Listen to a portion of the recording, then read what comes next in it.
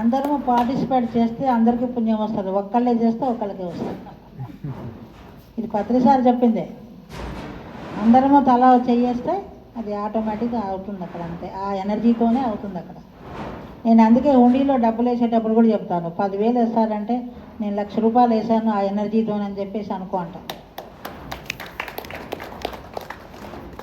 ఎందుకంటే మనం ఇస్తే వస్తుంది అనేది నేనే ఉదాహరణ. నేను ఇంకోటి కూడా చెప్తాను ఉదాహరణ ఏంటంటే, నాకు చాలామందికి నేను చీరలు ఇచ్చేదాన్ని, చాలామందికి కొన్ని వేల చీరలు ఇచ్చాను, పంచితే ఆ చీరలన్నీ మళ్ళీ మళ్ళీ నాకు వస్తున్నాయి 10 ఇప్పుడు 10 నిమిషాలు కూడా కట్టుకునేటట్టు ఉన్నాయి, బీరువాలన్నీ పగిలిపోయేటట్టు, కానీ నాకు కట్టుకోవడానికి తీరకలేదు.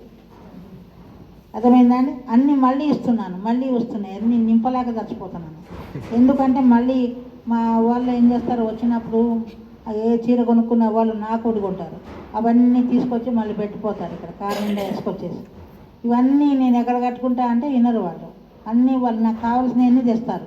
నేను వెళ్ళి ఎక్కడికి బజారు పోయి నా కోసం నేనేం కొనుక్కోను, కాబట్టి అవన్నీ వాళ్ళు తీసుకొచ్చి పడతారు. అట్లా చూడండి, ఇస్తే వస్తుంది. నాకు సార్ చెప్పింది ఎంత క్లియర్ అంటే, ప్రతిదీ నేను ఉదాహరణగా తీసుకొని చేశాను, నేను అనుభవపూర్వకంగా. ప్రతిదీ ఇస్తే ఖచ్చితంగా ఏది ఇస్తే అదే వస్తుంది. మనం ఏది ఇస్తే డబ్బే వస్తుంది, వస్త్రాలు ఇస్తే వస్త్రాలు వస్తున్నాయి. అట్లా అన్నీ నేను తెలుసుకున్నాను, అందుకోసమే నేను చెప్తున్నాను అనమాట. నేను ఇచ్చాను. ఇప్పుడు కడతాల దానికి చేసాము, బెంగళూరు దానికి చేసాము, మరి జీతవనం కూడా ఇప్పుడే అక్కడ కూడా ఎస్టాబ్లిష్ బాగా అవుతుంది, ఇప్పుడిప్పుడే అక్కడ కూడా నడుస్తుంది. అట్లా ప్రతి ఒక్కదానికి అలా అందరం కలిసి చేస్తున్నాం కాబట్టి ధ్యానంలో అది ఎక్కడ కూడా ఆగకుండా పని అయిపోతుంది అన్నమాట. అట్లా